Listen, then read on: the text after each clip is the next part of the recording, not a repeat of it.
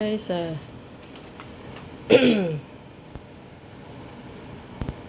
anyway, I just gonna open this one, guys. Let it cool. I open it. Let it cool, and then I need to put this in a refrigerator later. So you need to watch out for your water too, cause mine it's only little water left halfway, so you need to watch out for the water. You can add water, hot water when you boil it.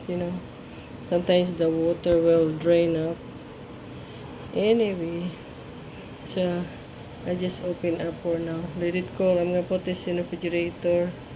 And this is takes 4 hours, so I cannot eat it yet. And I'm boiling some drinks.